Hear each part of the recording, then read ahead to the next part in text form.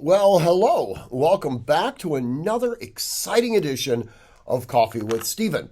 So, this week's blog is entitled Hanson versus the District of Columbia. And yeah, it's a legal blog.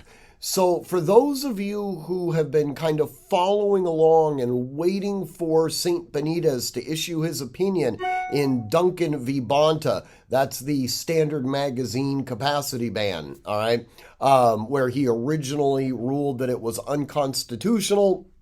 Subsequently, it went to the Supreme Court, and then we had the Bruin decision, where it's now been remanded all the way back down to St. Benitez, where it's very likely he's going to still find that the magazine ban is unconstitutional.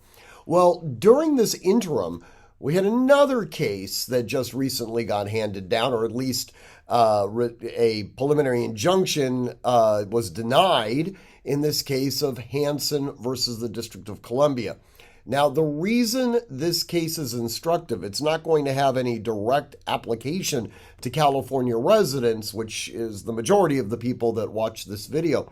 But it does kind of let us know what type of thought processes are going to be used by the other side in trying to formulate an argument now in a post-Bruin environment. The case is honestly probably one of the most poorly decided opinions that I've read in years. One of the things that's interesting about it, and again, if you read the blog, you can really get into the weeds of the whole thing. I'm not going to kind of go through the entire analysis here in this video, but suffice to say, the judge has been sort of hamstrung by this case that anti-gunners have just always wanted to glob onto, and it's called Colby v. Maryland, okay? This was a challenge to Maryland's Assault Weapons Control Act, and that decision was spectacularly poorly decided.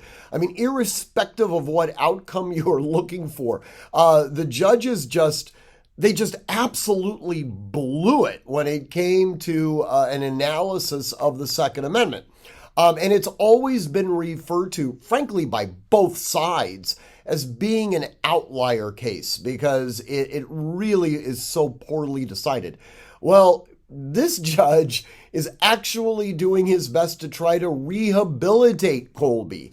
And he just ruins the entire analysis. Anyways, definitely read the blog. Hopefully you'll find it instructive and you can kind of see from an analytical standpoint how we should be engaged in a Bruin analysis on a Second Amendment related claim, and how the other side is going to try to butcher it. So anyways, as always, train constantly, train consistently, train repetitively, and train with purpose. Above all else, stay safe.